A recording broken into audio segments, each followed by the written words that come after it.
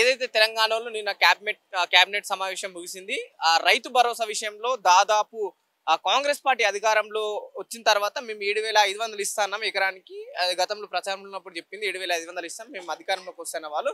ప్రస్తుతం మేము 6,000 ఇవ్వదలుచుకున్నాం. ప్రస్తుతం నా సిచ్యువేషన్స్ ప్రకారం వాళ్ళు చెప్పడం జరుగుతుంది. మనం మాట్లాడే ప్రయత్నం చేద్దాం. మనతో పాటు కొందరు నాయకులు ఉన్నారు. అన్న, గతంలో కాంగ్రెస్ పార్టీ ప్రచారంలో ఉన్నప్పుడు మేము అధికారంలోకి వస్తే గతంలో కేసీఆర్ 5,000 బీఆర్ఎస్ పార్టీ 5,000 ఇస్తుంది. నేను అధికారంలోకి వస్తే 7,500 ఇస్తాం ఎకరానికి అన్న కాంగ్రెస్ పార్టీ ప్రస్తుతం 6,000 ఇస్తా అని చెప్పేసి నేను కేబినెట్ సమావేశంలో పూర్తి క్లియర్ చేసింది. దీన్ని ఎలా చూడొచ్చు? 6,000 ఇచ్చే మాటకి కేసీఆర్ గారు, గౌరవ కేసీఆర్ గారు గతంలోనే దశల వారీగా మేము పెంచుకుంటూ వస్తాం తప్ప ఒకటే రోజు తీసుకొచ్చి మేము ఎప్పుడు ఇవ్వము.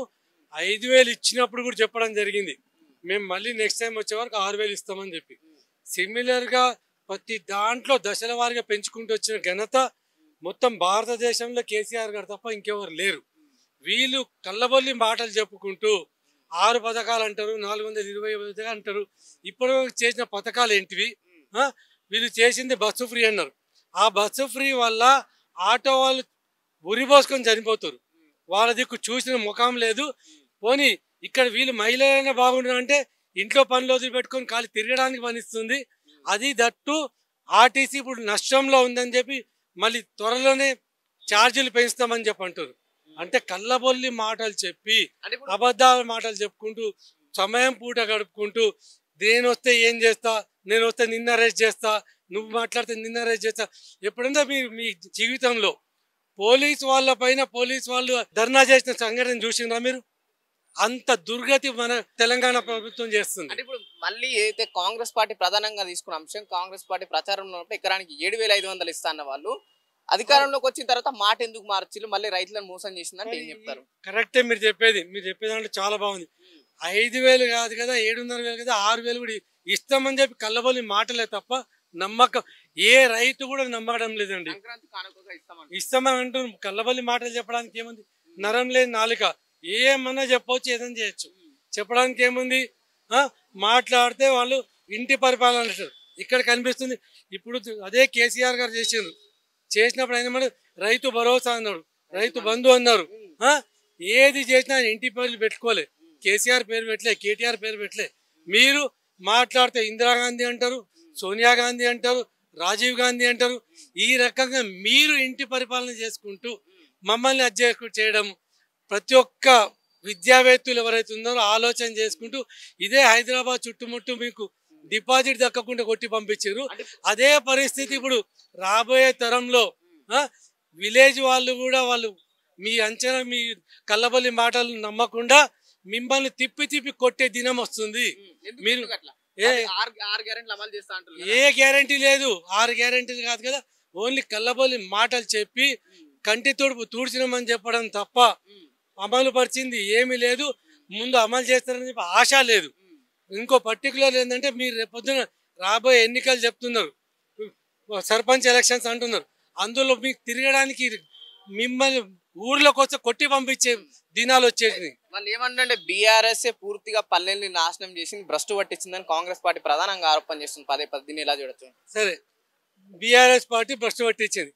నువ్వు వచ్చిన ఎన్ని రోజులకి నువ్వు మంచి సాలిడ్గా ఉన్న తెలంగాణకు అప్పుల పాలు చేసింది ఎవరు? ఇప్పుడు తెలంగాణ గవర్నమెంట్, తెలంగాణ ప్రజాసమితి ఉన్నప్పుడు కూడా చేసింది, కానీ అది డెవలప్మెంట్ గురించి చేసింది. ఇది మీరు డబ్బులు దోచుక దీనికి ఇవన్నీ చేస్తున్నారు. 2 లక్షల రుణమాఫీ చేసినాం అంటున్నారు రైతులకు.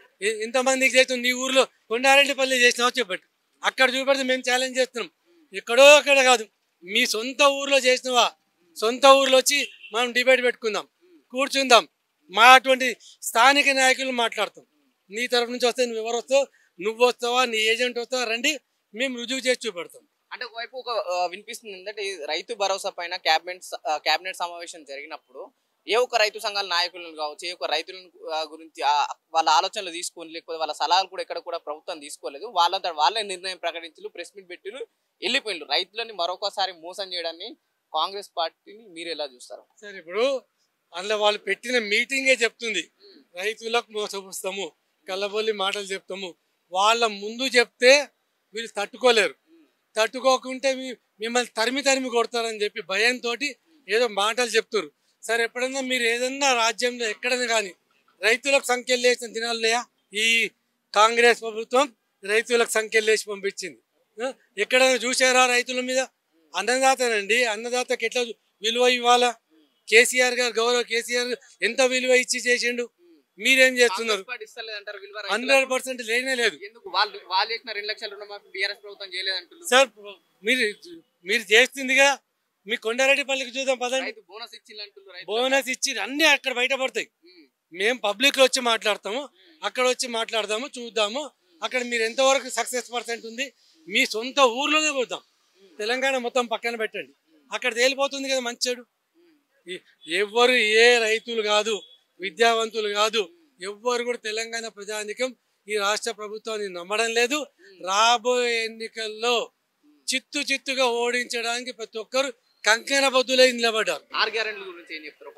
6 గ్యారెంటీలు కాదు, 60 గ్యారెంటీలు లేదు. అసలు గ్యారెంటీ పథకమే లేదు. కల్లపల్లి మాటలు తప్ప గ్యారెంటీ పథకమే లేదు. ఏది అమలు చేస్తుందని చెప్పి నమ్ముతామండి? నువ్వు గతంలో ఏమైనా చేస్తే నేను నమ్ముతాను. అది కేసీఆర్ గారు చేసి చూపెట్టింది కాబట్టి కేసీఆర్ గారి మీద పూర్తి విశ్వాసంతో ప్రజలు ఉన్నారు ఈరోజు.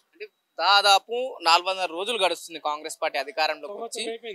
వాళ్ళు ప్రచారంలో ఉన్నప్పుడు మేము అధికారంలోకి వస్తే రాగానే 100 రోజుల్లో మేము ఇచ్చిన హామీలు కావచ్చు, రైతులకు ఇచ్చిన భరోసా కావచ్చు పూర్తిగా అమలు చేస్తామన్న వాళ్ళు 400 రోజులైనా ఇంకా ఎటువంటి హామీలు అమలు చేయాలని చెప్పేసి మీరు బలంగా అది చెప్పడం జరుగుతుంది. నిజంగా ఇంతవరకు కరెక్ట్? ఇది 100% ఎందుకు చెప్తున్నామంటే మా దగ్గర రుజువులతో సహా ఉన్నాం కాబట్టి మేము అంత ధైర్యంగా చెప్పడం అవుతుంది.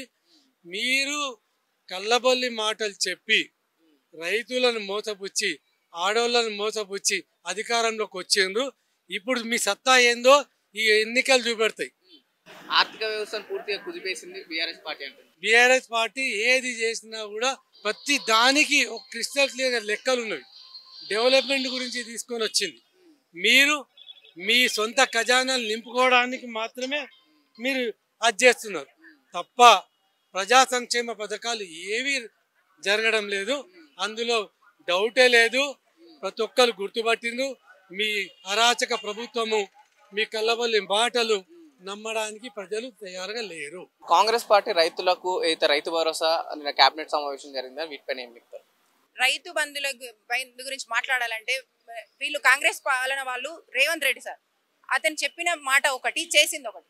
ఆయన చెప్పిందే అబద్ధాలు చెప్పి వచ్చాడు. మెయిన్ ఎన్నో హామీలు ఇచ్చారు, ఎన్నో పథకాలు చెప్పారు. కానీ హామీలు ఇచ్చిన దాంట్లో మెయిన్ సబ్జెక్టు రైతు బంధు. ఎందుకంటే మనకు ప్రతి ఒక్కరికి అన్నము అది అవసరము. రైతు మన దేశానికి వెన్నుముక లాంటి వాడు కాబట్టి ఫస్ట్ చేయాల్సిన పని ఇది, రైతు బంధు.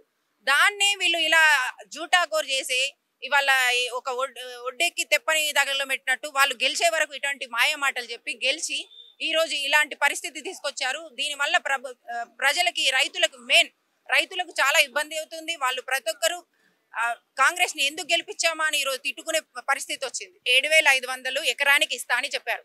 అటువంటప్పుడు కనీసం ముందు కేసీఆర్ సార్ ఇచ్చే 5,000 ఎంతో ఇచ్చారంట, అది కూడా ఇవ్వకుండా ఈ రోజు మరీ దిగజారిన పరిస్థితికి తీసుకొచ్చారు రైతుని.